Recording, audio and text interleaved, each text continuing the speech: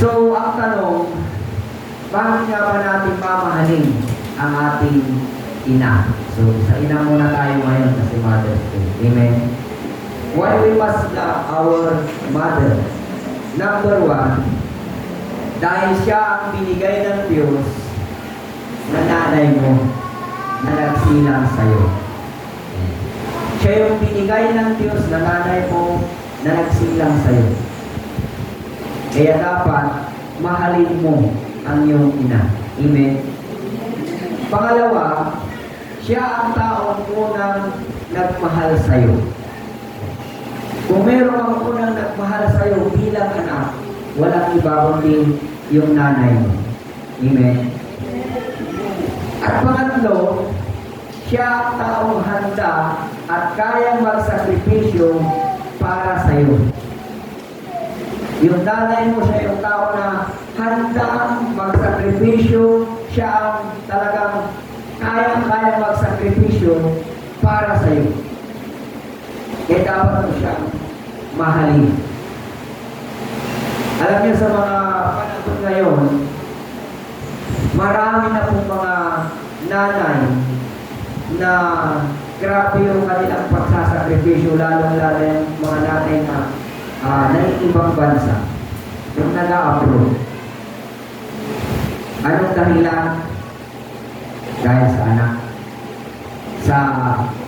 Dahil sa future, kinabukasan ng kanyang anak. Iniisip niya. So dahil iniisip niya ang kinabukasan ng kanyang anak, nagagawa niyang magsakripisyo. Nagagawa niyang lumayo upang magtrabaho para sa kapakanan ng kanyang anak. So yun po yung nanay. Amen? Handang magsakripisyo. At kaya niyang magsakripisyo kahit mapakanin, alang-alang sa kanyang anak. At pangapat, siya ang taong patuloy na nagmamahal at nagmamalasakit sa iyo. Kahit pasaway ka minsan. Yung mga nanay, sila yung nagmamahal na patuloy at nagmamalasakit na patuloy sa kanilang mga anak. Kahit na hindi mabait palagi, kahit may pagkapasaway, o ano man, ang ugali ng anak, minamahal pa rin ang magulang. Amen? At kung meron mga magulang na hindi ganito ang kanilang katangian, bibihira na lang.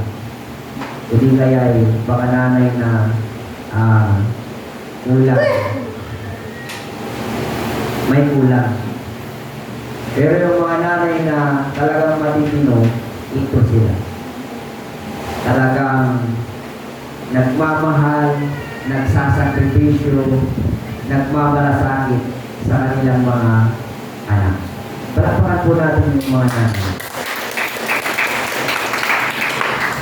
Ngayon, paano po natin ipadama o ipakita yung ating pag-ibig sa ating mga nanay? Number one, obey your mother. Sundin mo ang iyong ina. Sabi niya sa ating binasa kanina, sa ating teksto, mga anak, sundin ninyo ang inyong magulang alang-alang sa Panginoon, sapagkat ito ang nararapat. Yan. Tayo daw po na mga anak ay sumunod sa ating mga magulang, sumunod sa ating ina, sapagkat ito ay nararapat at alang-alang sa Panginoon. Dapat sumunod tayo sa ating mga magulang. At alam nyo, halos lahat ng utos o payo ng ina o ama ay para sa ikabubuti ng kanilang anak. Amen? Wala pong utos, siguro ako, meron man, pipihira. Pero halos lahat ng utos at payo ng magulang ay sa kanilang mga anak ay para sa kanilang ikakabuti. Wala silang payo, wala silang utos na para sa kanilang ikakasama, sa ikasasama ng kanilang anak. Wala ganun. Lalong-lalo na tayong mga mananampalataya. Amen. Lalong-lalo na yung mga magulang na mananampalataya sa Panginoon. At kahit ang mga unbeliever, wala. Kung meron man yung gusto ipahamak yung anak, bibihira yun. Sabi ko nga, baka may kulang. Pagka ganun. Pero yung mga ina na matitino ay wala akong gusto na ipahamak yung kanyang anak. Wala akong ina na mag-uutos para sa kapahamakan ng kanyang anak. Walang matinong ina na magpapayo para sa kapahamakan ng kanyang anak. Wala. Lahat ay para sa ikabubuti ng kanyang anak. Amen. Kaya tayo po mga anak ay kinakailangan matuto tayong sumunod at sumunod sa ating mga magulang, hindi sumuway. Amen. Pagka pinapayuhan kayo na, o anak, tama na yung cellphone, gabi na, tigil mo na yan.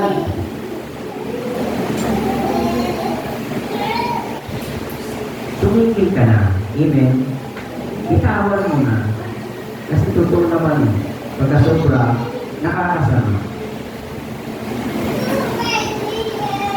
Anak, umuwi ka na. Gabi na. Yan. Yan yung mga magulang, palaging nag-aalala sa kanilang mga anak. Gabi na, anak, umuwi ka na. Anong oras pa na? Alas 8 pa lang. Pero, ano na yun? Ilang oras na nagpili. Lalo-lalo na yung mga dalaga. Yan. Talaga yung mga magulang, alala sa kanilang anak.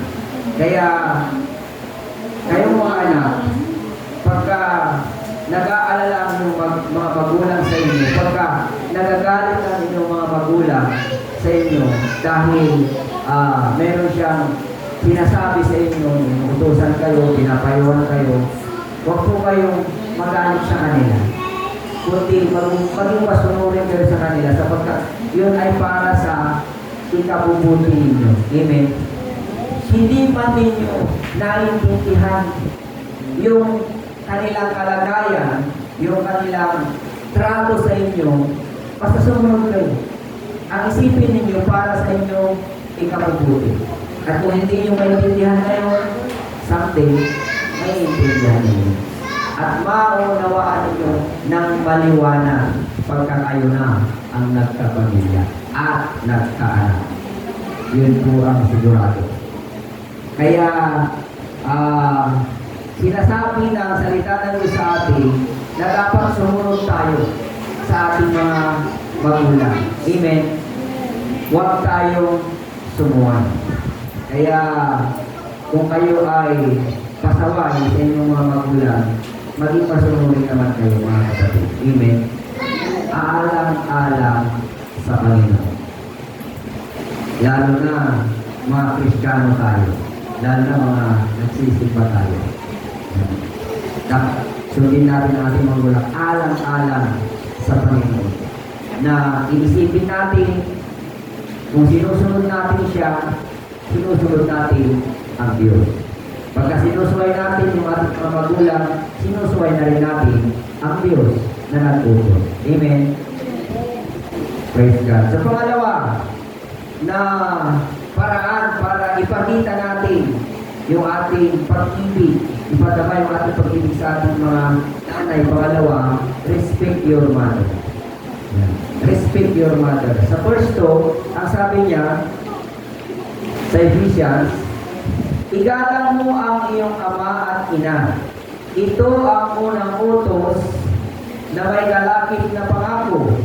Ganito ang pangako. Ikaw ay iginhawa at lalawin ang iyong buhay rito sa lupa. Respect. Igalang daw po natin ang ating mga magulang. kahit na sila ay hindi perfecto, kahit sila ay nagkakamali rin kung minsan, dapat pa rin natin silang igalang. At kung dahil sa kanilang pagkakamali at sila ay nagkasala sa atin, patawarin po natin sila agad. Amen? So,